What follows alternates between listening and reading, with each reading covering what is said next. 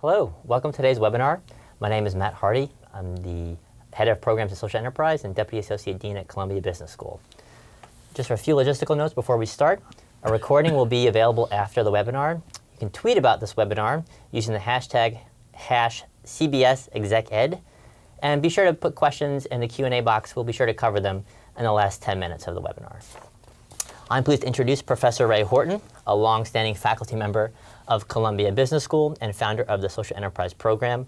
Thanks so much, Ray, for joining us today. Happy to be here. So today, just to start us right off and to frame the conversation, we're going to be talking about hoping for the best but planning for the worst. And this is really grounded in Ray's research, work, and scholarship in political economy as a political scientist, and his course, The Modern Political Economy at Columbia Business School. So we're going to talk about the current political and economic environment and what that might mean for nonprofit organizations. Where should we start?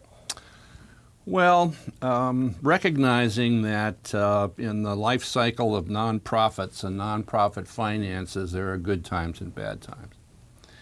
And I think in general, over the course of the last 8 or 9 years, most nonprofit organizations have had a pretty good time financially. I'm very worried because of the Trump administration and the fact that it's a quite right-wing political slant at this stage of the game. I'm worried about some substantial impacts on the finances of not all nonprofit organizations, but of some nonprofit organizations, coming from two things. One is that the Tax and Jobs Act, which was passed in December, I believe December of last year, had a couple of provisions that are going to really have a major impact on the finances of some nonprofit organizations. You have to itemize in order to make a contribution to a nonprofit. And the tax law was changed so that there was a doubling of the standard deduction, which means that the number of people who itemize is going to be sharply reduced, and that's going to have a huge impact on charitable donations.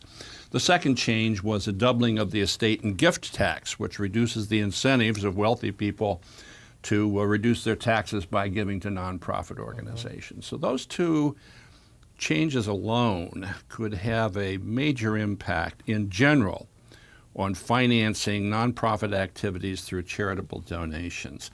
It's estimated that that could amount to 6 to 9% annually, not just a one-shot, but every year a reduction in that particular aspect of nonprofit financing. And the second issue, which is, I think, in many respects perhaps more damaging to nonprofit organizations, particularly in the social service area, is that the Trump administration has made it very clear that while it is not touching entitlements at this stage of the game, it's cutting in its budget almost across the board, funding programs for the social services. So those two things could have a major impact, as I said, on some nonprofit organizations going forward, and we ought to be thinking about that. Right. And these two changes that you're thinking about and how they might affect the revenues of nonprofit organizations should be causing nonprofit leaders to think a bit differently about the future of their organizations, how they'll be funded, where their revenue will be coming from. And that gets us to this idea around scenario planning. Yes. And this is a topic that was hugely popular post-financial crisis because all nonprofits were seeing drastic reductions in their budgets and funding streams. So when you think about scenario planning, how do you think about this initiative that many nonprofit leaders should be thinking about, should be taking on, and not just taking the current state as a given for the future state around funding and financing? Well, it's a great question, and it's not an easy question to answer. Scenario planning really means making some assumptions about what lies ahead and thinking about what you would do in the event those assumptions turn out. In good times, scenario planning revolves around the fact that you might expect more money and therefore may have an opportunity either to expand the services you're providing at current or perhaps adding new services to your repertoire. The kind of scenario planning that I think we're talking about today is based on the assumption that, in fact, things could get worse. and force you to re-examine many of the basic assumptions that you've made in the past about the dynamics of your organization. So when you think about that, what's a clear first step? What should be maybe executive directors, nonprofit leaders, when they look internally at their organization, where should they maybe focus their attention? What should they really be paying attention to? Well, I think a first step would be to think about how they want to go about doing scenario planning. Most nonprofit organizations are probably not going to have somebody on staff who's expert Right.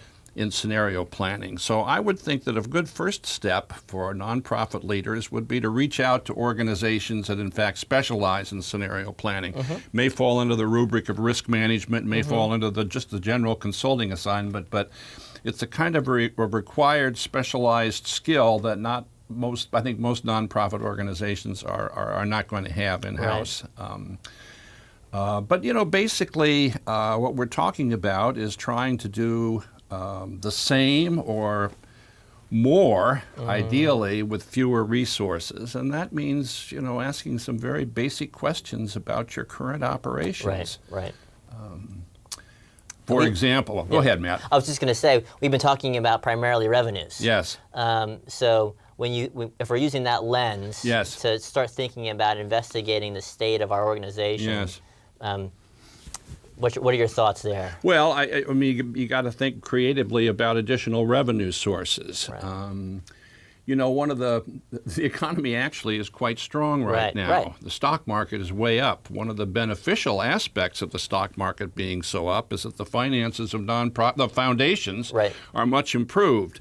So you could begin to think, well, if I'm going to lose $1 here because of the impact on individual or charitable donations, I may be able to make up that and perhaps even more if I'm able to get some additional support from my foundation partners. So I think reaching out to foundations and bringing them into the process as partners and thinking through this possible calamity is a good first step. A second would be to think about increasing the number of dues-paying board members. That's a constant problem already for nonprofit organizations, but it increases the incentive substantially if you're heading into a period where your revenues are going to suffer. So those are a couple of the things on the kind of revenue side that you might want to do. And if we think about if some of these ideas bear fruit around the future state of federal funding and individual donors potentially going down due to the changes in tax law, we're getting into a topic around retrenchment as well, which again was a very popular topic post-financial crisis.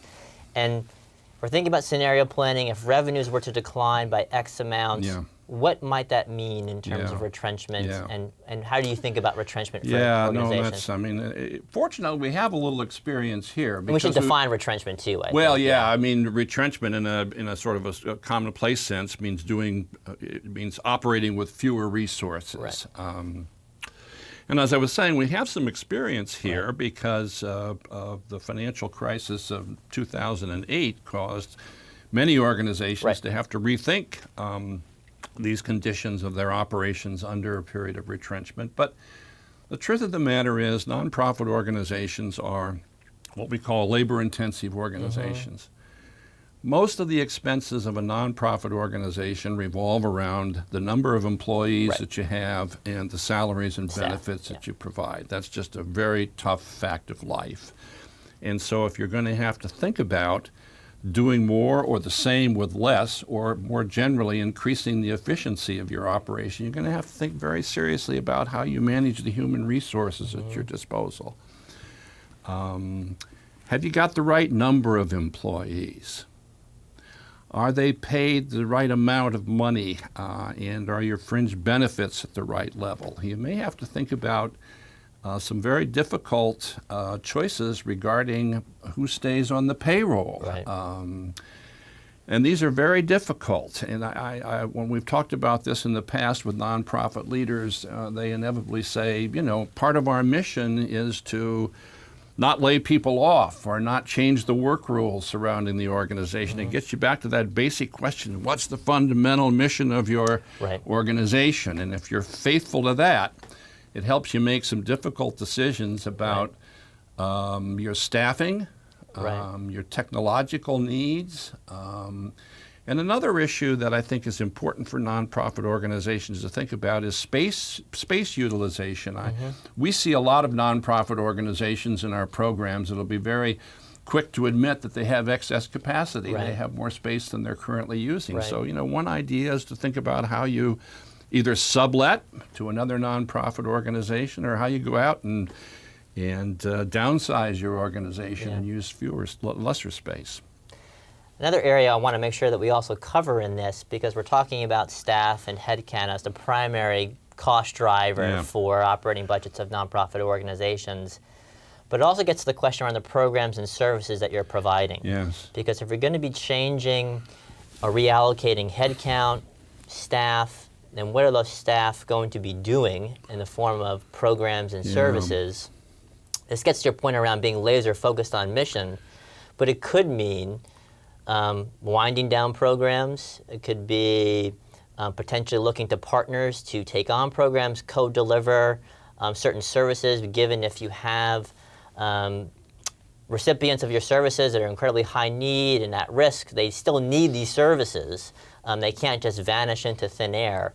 But what are you going to be doing in the forms of alliances, partnership, collaboration, if you are seeing a reduction in your resources? That's a great point, I think, Matt. I mean, again, it gets back to the idea that if you're leading a nonprofit organization and you're beginning to think about some scenario planning along the kind that we've talked about, you shouldn't be doing it in vacuo. You shouldn't be doing it in isolation. You should be doing it in context with other nonprofit organizations that are essentially in the same kind of service delivery basis that you are. In a sense, you might think of them as your competitors some of the times, because historically you're competing. But in this situation, you need to start thinking about them as collaborators, as groups that you can join with together to do exactly what you were talking about, and that is minimize the impact of a difficult financial situation on the quality of human beings' lives, which is ultimately what these organizations are up to. That's what they're there to do. And I think maybe a point of advice that we want to make sure that we highlight for the people watching this webinar is that there are formal member associations or alliances or advocacy groups that are tied to their missions or serving their missions in different ways. And we really need to be aware of who are other nonprofit leaders or folks in the sector that maybe are advocating on behalf of their missions and services and have member associations or alliances that you might not currently be a member of that you could join, and also join informal networks of other nonprofit leaders in your space that maybe you did view as competitors but also need to be future collaborators. Yeah, and I think in terms of advocacy, there's one other group that we might sort of talk about, and in New York City it's a very important group, and that's local legislators who ultimately, through the control over the city's budget, have some ability to affect the supply of money for nonprofit organizations. So I think if you're going to get into the advocacy business and you've been a little lazy in the past about relating to the members of the city council or the state legislature who have jurisdiction over your set of programs, then you ought to be really reaching out to them in a much more substantial fashion. So I think you're right. I think advocacy and lobbying become important resources. Again, not the kind of thing that you necessarily have to do yourself organizationally, but something you do with partnership with cohort organizations doing similar things, with foundations that are funding similar programs. Again, to try and make sure that there's some offset to minimize the financial impact of what I think is lying ahead for the nonprofit sector. I think that's a natural segue to this last piece that we wanted to cover, that really, even if we started off with the negative perspective of the horizon of what might be coming down the pike for nonprofit organizations by their revenue streams, we think that all is not lost for them. And we've started to talk about these various ways in which nonprofit organizations and leaders of those organizations should be thinking about their missions, their programs, their services, their staff, that in the face of potential headwinds in terms of their revenue sources and the state of those funding sources, we think that they could be doing some things proactively to try to mitigate that exposure to that risk.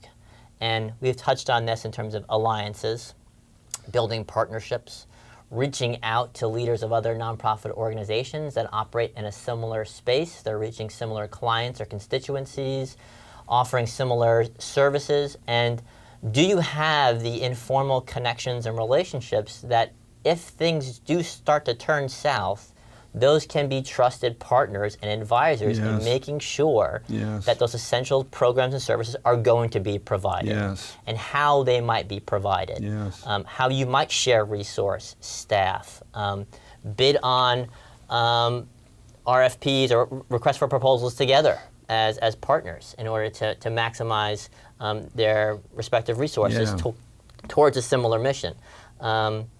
We've also talked about the foundation and the philanthropic community as a source of potential relief or assistance in the face of declining revenues. That's also a step we think nonprofit leaders should be proactive about. Yes. You should be reaching out to your program officers or the heads of their foundations that are currently funding your organization and let them know that you're thinking about this in this way. And if you were to have certain areas of risk, certain programs that were at risk, or even that you're serving populations that are potentially targeted by the current administration, how are you going to make sure that those programs and services are going to be provided? Are they on board? Are they on the same page? And will they put the resources behind that in order to make sure that those programs are going to be continued to be delivered? Put. Very well put. I think, to get back to the sort of basics, if for example, you're the head of a nonprofit organization that's watching this webinar, what we're really saying is that you may have to do some really difficult in-house looking at your operations, but I think we're also saying don't be too in-house. In other words, realize that you're in a situation where collaboration with other organizations is extremely important. So you can't think of them as simply competitors. Think about them as collaborators, as colleagues who are need to band together in what we think may be a very difficult time. And we do see that in the sector. It's not as if we think this is a non-existent dynamic within the nonprofit. It's quite common to see collaboration, cooperation. At the same time, we're emphasizing it. Because we think that's going to be crucial. No, that's right. And in the Senior Leaders Program, for example, when we sit down and talk with the executives and senior people in the nonprofit organizations that participate in those programs, they know each other.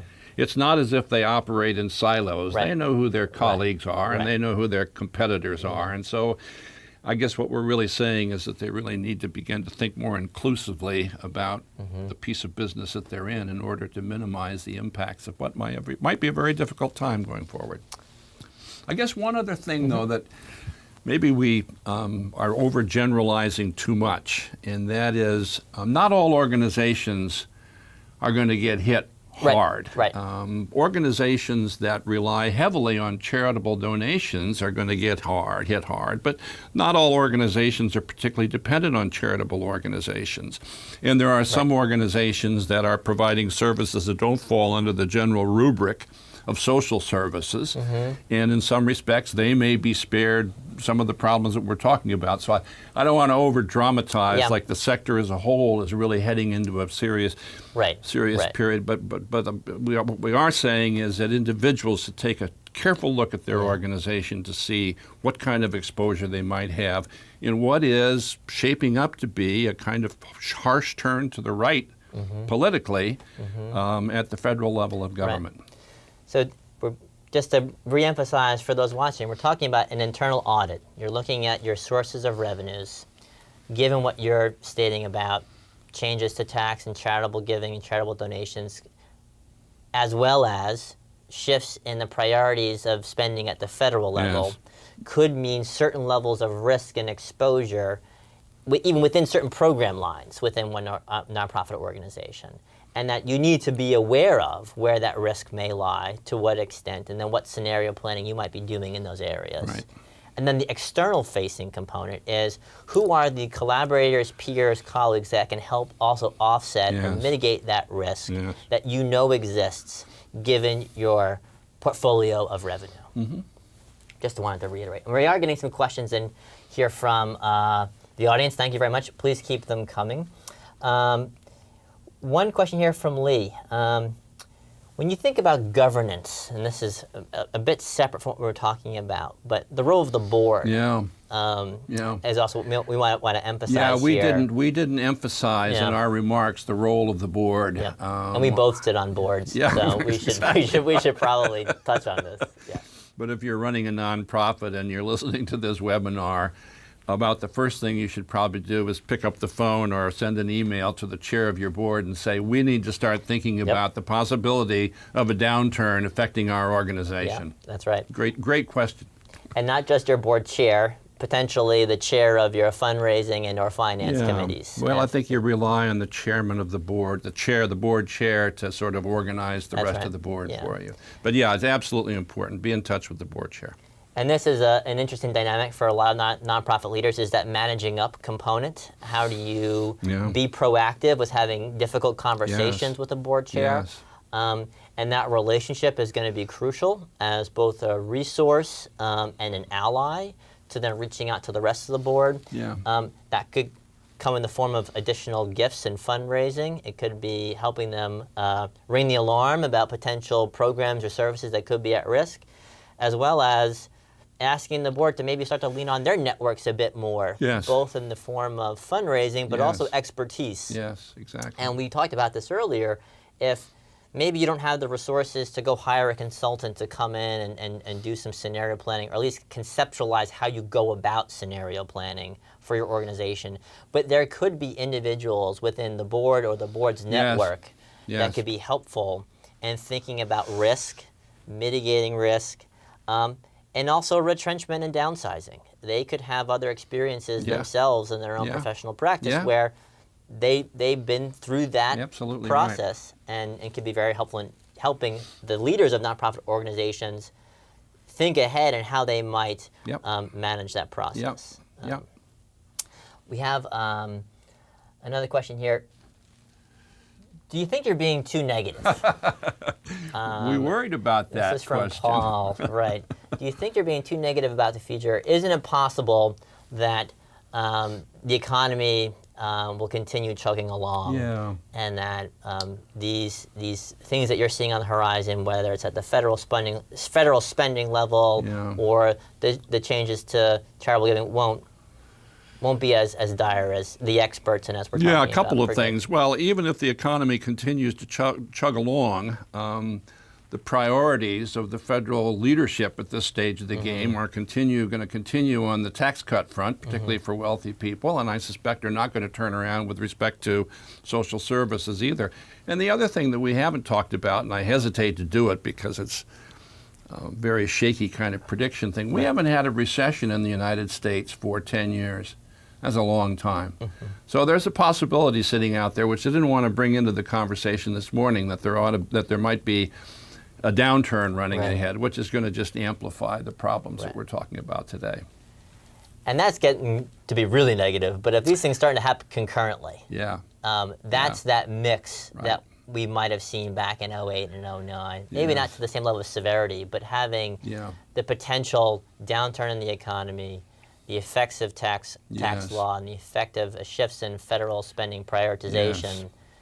If those three things happen roughly at the same time or any level concurrently, I think that could really, that should raise a lot of red flags, I think, for a lot of nonprofit organizations. Because when we saw this, we called them the dual pinchers back in post-financial crisis. You saw a downturn in the economy, a downturn in funding and resources for nonprofit organizations. An increasing demand. And an increasing demand for those services that you're there to provide. So you're getting squeezed really on both sides. Let's hope that the economy continues to be strong. This is an interesting question from Anonymous. I serve on one nonprofit board where planning consists of deciding what the next potluck of dishes will be. How does one shift thinking to planning strategically over the long run? Leadership. If you're running an organization that's focused on potluck, you better start being a leader in that organization. I think you might have the wrong board. And you might need to really be thinking about seriously making, transitioning folks off the board, Or leaving the organization and going somewhere else where you could do something more valuable. That could be, but before maybe if you're still committed to the mission and if the board really isn't operating at a high enough level, a nonprofit leader can take upon that mantle if they have a real true ally and a board chair, that we need a more sophisticated board. Yes. That's operating at a higher level and a Yes. professional level that Yes. will be the true resource it needs to be for the nonprofit organizations. Yeah. So I think our answer there, which is a bit of a difficult one, is you need to think about who's on your board. Do they need to be there any longer? And if not, start moving them off. Right. And start building a pipeline of future board members. Yeah, I think this is really not sort of specific to the topic today, Right. but the importance of boards in nonprofit operations. I think so many leaders of nonprofit organizations at the staff level don't spend enough time cultivating the resources on their board. It can be a tremendous asset to a nonprofit organization to have a great board.